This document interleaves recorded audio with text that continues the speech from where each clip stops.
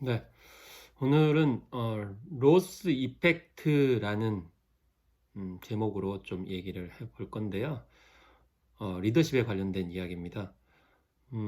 되게 이제 스포츠를 통해서 리더십을 보기도 하는데 오늘은 야구 선수 이야기를 통해서 우리 시대의 리더십이 무엇이 필요한지를 좀 살펴보려고 합니다.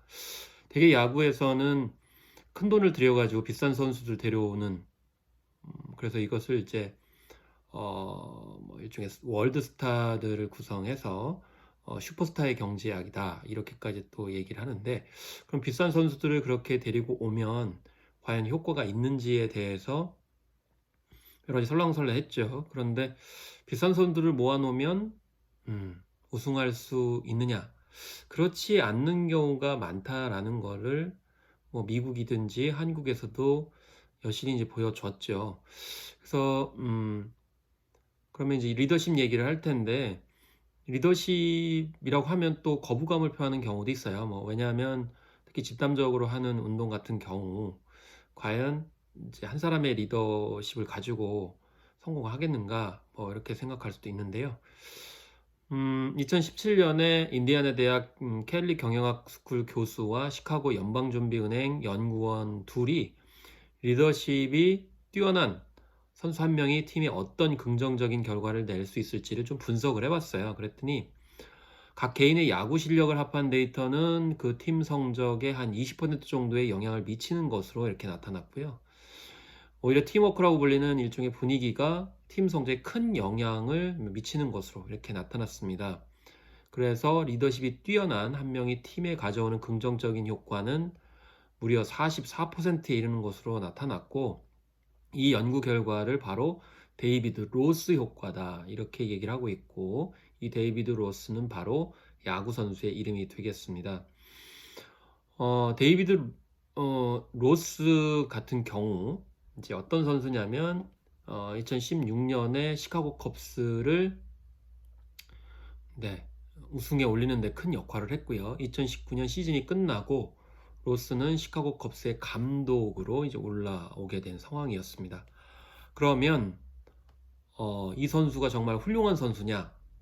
이렇게 좀 따져 물어봐야 되겠죠. 그런데 전혀 그렇지 않은 데이터 결과가 나옵니다. 데이비드 로스는 메이저리그 15년 동안 선수로 있으면서 통산 타율이 0.229를 기록했습니다. 그리고 연평균 홀홈 개수도 7개밖에 안 돼서 별 볼 일 없는 타자였고요.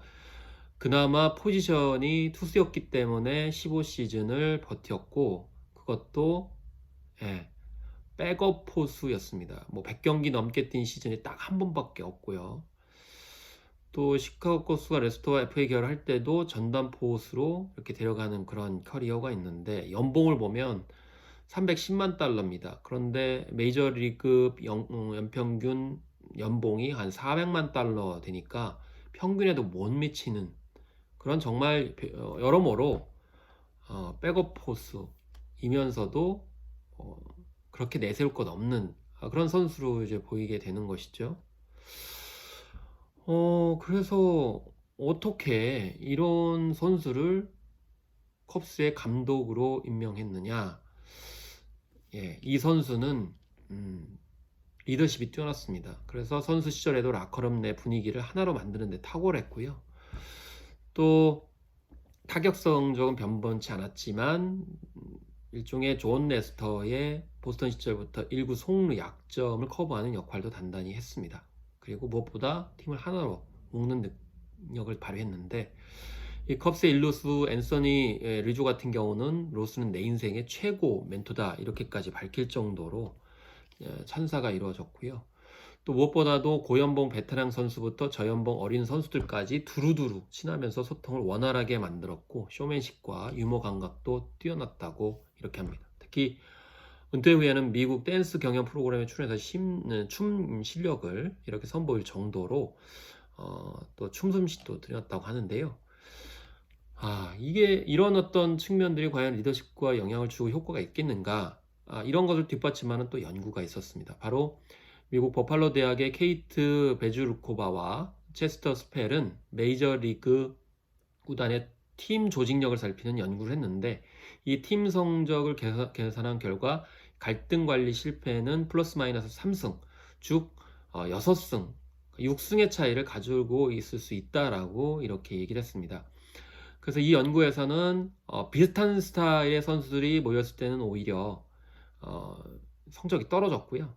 오히려 단층이 있는, 그러니까 요건 격차가 있는, 일종의 그걸 단층선이라고 얘기했는데, 결이 있을수록 오히려 승리합니다. 그런데 단지 전제 조건은 그 중간자의 역할을 하는, 그래서 차이가 양쪽으로 있는 사람들을 아우를 수 있는 사람이 있었을 때, 그러니까 요즘 말로 얘기하면 인싸와 아싸를 적절하게 아우를 수 있는 중간자 리더십을 가지고 있는 사람이 리더가 될 때 훨씬 더 승리를 할 수 있다라고 얘기를 하고 있는데, 그 대표적인 사람이 바로 데이비드 로스라는 것이죠. 그래서 슈퍼스타의 경제학처럼 뛰어난 선수들만 불러 모으게 되면 오히려 자기가 잘났기 때문에 자기 잘난 플레이를 하고 자기 돋보이를 하다 보면 결국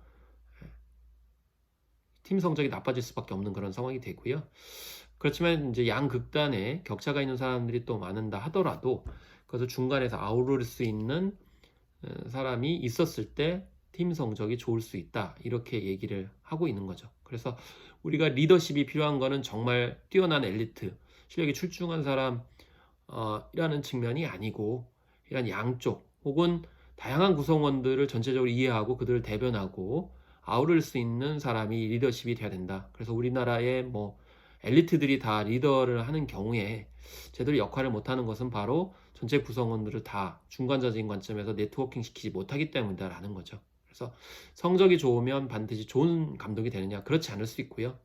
또 뭐 축구에서도 거스 히딩크 감독 같은 경우에도 뭐 실제 현역 선수였을 때는 뛰어난 뭐 성적 보이지 않는다 하더라도 지도자로서 큰 역할을 했거든요. 그래서 우리가 전반적으로 리더십이 성적이 우수한 사람이 반드시 리더를 해야 되고 또 뛰어난 능력을 보일 것이다라는 착각에서 좀 벗어나서 이 중간자적인 리더십을 아우를 수 있는, 그러니까 인싸와 아싸를 아우를 수 있는 중간자적 리더십에 주목을 할 필요가 있다는 것을 데이비드 로스를 통해서 우리가 알 수 있겠습니다.